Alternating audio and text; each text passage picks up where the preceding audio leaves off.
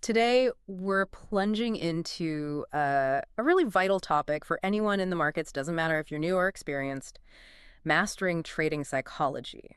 Okay, let's unpack this. So our goal here is to pull out the core insights from the material you shared on this. And looking through it, these 8 sort of essential steps just kept popping up. They seem key for building that mental edge. Yeah, and what's fascinating here is, look, knowing the market, technicals, that's all crucial, right? But psychological discipline, that's often the real decider. It's the difference between, well, consistency and just struggling. Understanding why these steps work, not just what they are, that's where the transformation happens, I think. Totally agree. So just to give everyone a quick roadmap, the 8 steps we're going to dig into are: first, create and follow a trading plan. Basically defining your rules before you trade. Avoids those heat-of-the-moment decisions. Second, accept losses as part of the game. They happen, right? Treat them like business costs. Not personal failures. Yeah. Third, set realistic expectations. So ditching the get-rich-quick idea, focusing on just executing well. Consistency over home runs. Fourth, manage risk ruthlessly. That classic 1-2% rule per trade. It's about reducing stress. Absolutely critical for survival insanity. Fifth, keep a trading journal. Writing down the why, the how you felt, builds self-awareness. See your patterns, good and bad. Sixth, take breaks and avoid overtrading. Step back after big wins or losses. Emotions can run high. Prevents revenge trading or getting cocky. Seventh, practice mindfulness or meditation. Yeah, even just 5-10 minutes daily helps you stay calm. Keeps you focused under pressure. And finally, eighth, review and improve regularly, like weekly reflection time. Okay, here's where it gets really interesting. Let's get into these. So first up, that trading plan, people know they need one, but actually following it when the market's going wild, why is that so tough? What's the resistance there? Well, think of it like this. The written plan is your anchor.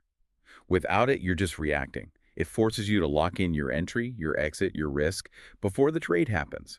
That pre-commitment is, it's designed to fight off those biases, like thinking you knew it all along or just focusing on the last trade. It cuts down on impulsive clicks. Right, makes sense. But even with the best plan, you're still going to have losses. You just have to eat them sometimes. The sources really hammered this home, didn't they? Even the pros lose. Oh, absolutely. It's all about how you frame it. If you see a loss as a failure, you're going to spiral emotionally.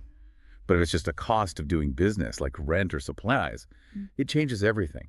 And, research backs this up.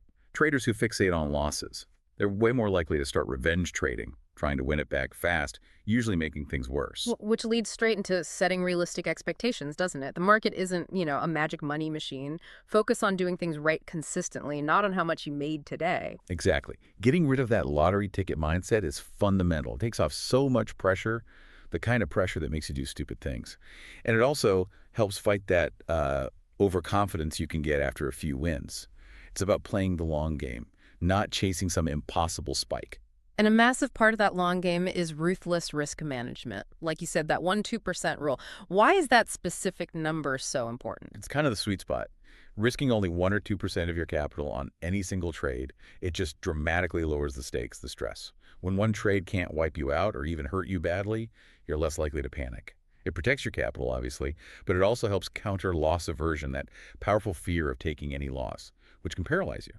Okay, next, the trading journal. Sounds kind of basic, maybe, but noting down why you traded, how you felt, the outcome. The sources say it's incredibly powerful. What kind of patterns might you actually spot? It's your personal feedback loop.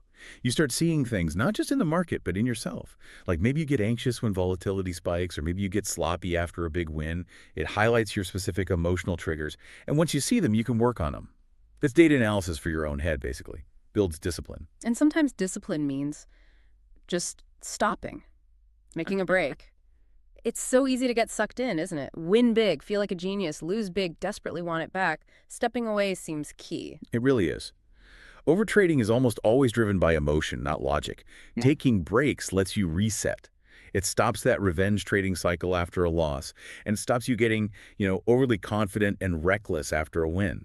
It combats those mental traps like thinking you're on a hot streak or that a loss must be followed by a win. Now, mindfulness or meditation, some might think, what's that got to do with trading? But the idea is even 5 or 10 minutes helps. How does that translate directly to better decisions? It trains your brain. Simple as that. It teaches focus, teaches you to observe your thoughts, fear, greed, whatever, without getting swept away by them. This makes you calmer, more objective. especially when things are chaotic. Better focus, less emotional reaction equals, well, usually better decisions. Think of it as reps for your mental control. Right, like mental fitness. Okay. And the last step, number 8, review and improve regularly. That weekly check-in, it's not just about P&L, is it? Not at all. It's about learning and adapting. You take what you saw in your journal, you see how it played out, you tweak your plan, maybe you adjust to how the market's behaving now. It's that constant refinement loop. It helps you avoid just confirming what you want to believe and forces you to actually evolve instead of making the same mistakes over and over. So what does this all mean? When you pull it all together, these 8 steps, they're not just theory. They feel really practical, like actual tools you can use to get a handle on the mental side of trading. Exactly. And if we connect this to the bigger picture, it shows how just knowing something isn't enough. You have to understand it, apply it. These steps, yeah, they make you a better trader, but they also build critical thinking, self-discipline, emotional regulation, skills that are useful pretty much everywhere in life, wouldn't you say? That's a great point, and it leads perfectly into our final thought for you, the listener. Think about these principles.